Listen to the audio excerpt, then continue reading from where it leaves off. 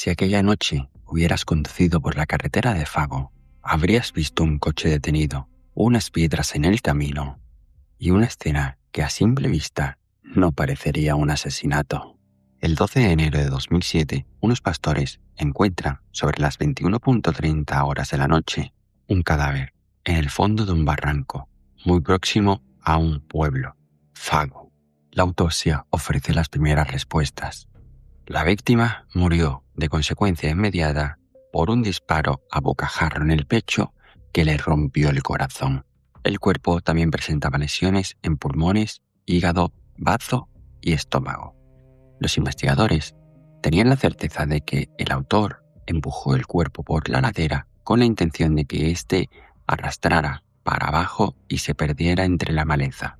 Sin embargo, el plan no salió como el autor esperaba. El cadáver quedó atrapado en la maleza, impidiendo que siguiera arrastrándose para abajo, quedando a simple vista de esos pastores que encontraron el cuerpo.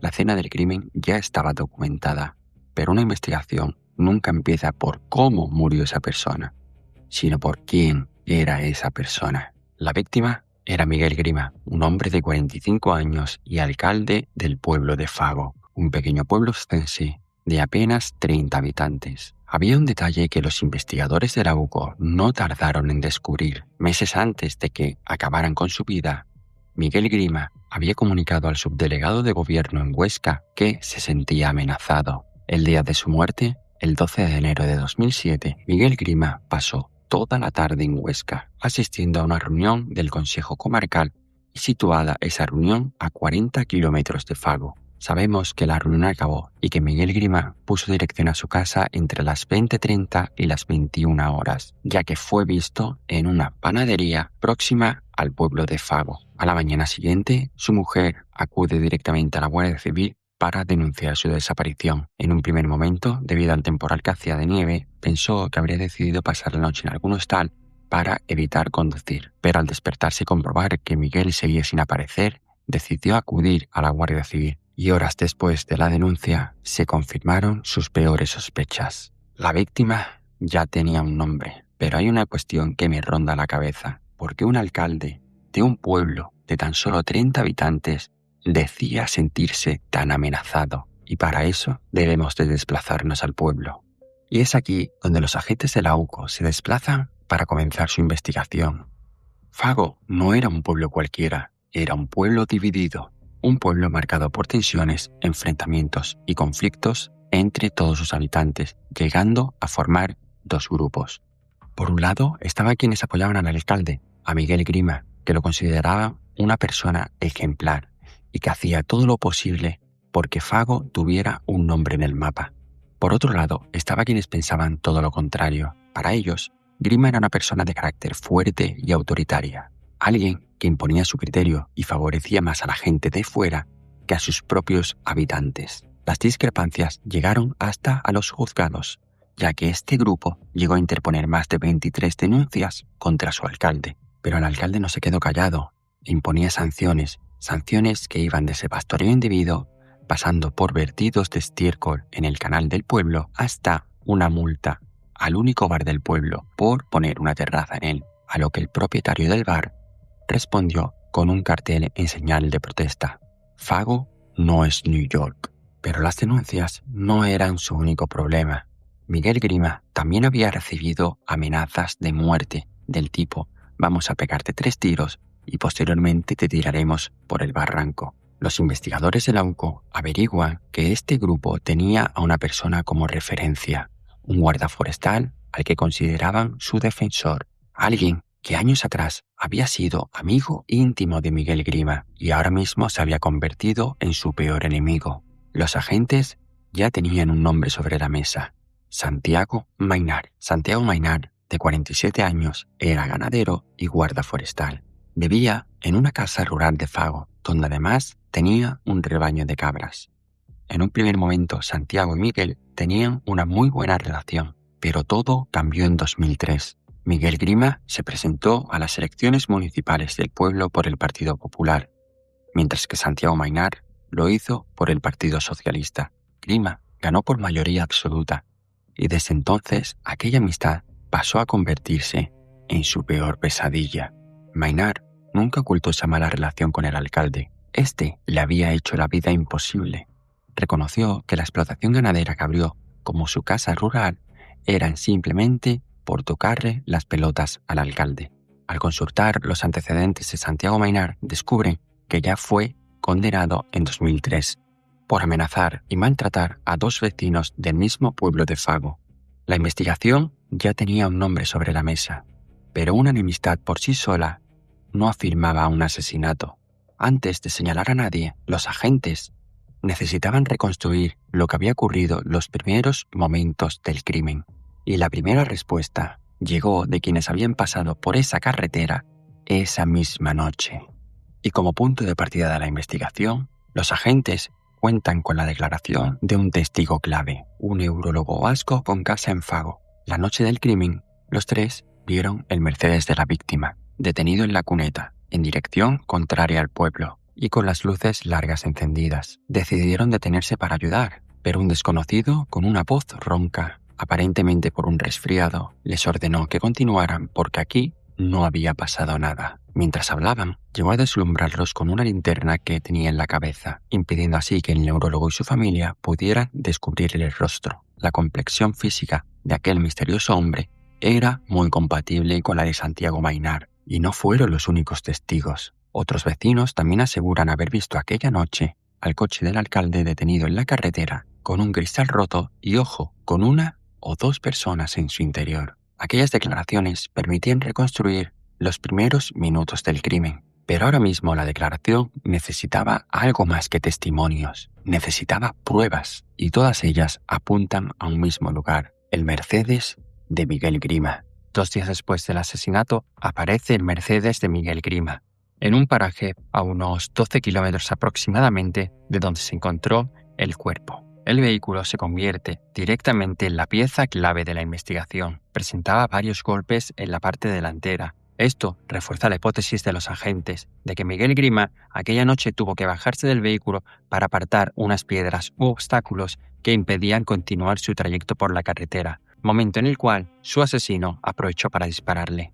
Pero el verdadero giro llega en la inspección del vehículo. Localizan restos biológicos tanto en el volante como en la palanca de cambio como en el freno de mano. Miguel Grima vivía preocupado por todas las amenazas que recibía y no dejaba a nadie entrar en el vehículo, con lo cual el ADN que ahí se halla es de su asesino. Ante este hallazgo, la UCO solicita pruebas de ADN y huellas dactilares a cada uno de los 30 habitantes del pueblo de Fago. Tras analizar y comprobar todas las muestras recogidas con las del vehículo, los especialistas obtienen un perfil genético único. Según el informe, es 8.000 billones de veces más probable de que esa muestra corresponda con ese vecino de Fago que con cualquier otra persona. Y efectivamente se trata de nada más y nada menos que de Santiago Maynard. Por primera vez, los agentes de la UCO podían situar a Santiago Maynard dentro del vehículo de la víctima.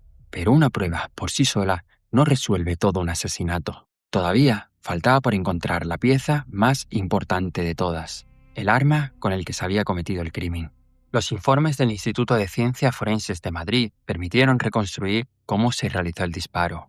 Miguel Grima presentaba 7 impactos de postas alrededor del corazón. El estudio finalizó con que el disparo se realizó con una escopeta de caza cargada, con un cartucho de 9 postas de plomo. Solo una de estas postas quedó dentro del cuerpo de la víctima.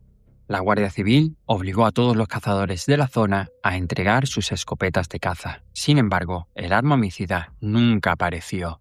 Lo que sí fue resultante fue otra prueba, conocida como la prueba de la parafina. Es un análisis capaz de detectar residuos procedentes de un disparo, tanto en las manos como en el cabello de la persona. Los investigadores se la realizaron tanto a Santiago Maynard como a otros posibles enemigos que tuviera el alcalde. Y solo uno dio positivo: Santiago Maynard. Los especialistas encontraron en su mano izquierda restos de plomo, bario y antimonio. Maynard intentó justificar aquel resultado. Aseguró que cuando daba sus paseos por el monte tocaba árboles, a los cuales se les quedaban restos de pólvora de antiguas cacerías. Para los investigadores, sin embargo, aquel hallazgo, aquel positivo, se convirtió en una de las pruebas más importantes de toda la investigación. A estas alturas, el caso ya no se sostenía únicamente por sospechas. El ADN de Santiago Maynard había sido localizado dentro del vehículo de la víctima. Los análisis también detectaron pólvora en su mano izquierda. Y para la Guardia Civil, ambos indicios apuntaban en una misma dirección: la detención del principal sospechoso. El 2 de febrero de 2007, 19 días después del asesinato de Miguel Grima, la Guardia Civil procede a detener a Santiago Maynard. Cuando los agentes de la UCO llegaron hasta Santiago Maynard esa misma mañana, dijo una frase que sorprendió a todo el mundo: «Ya sé a lo que venís». Quiso declarar incluso antes de que estuviera constituida la comisión judicial.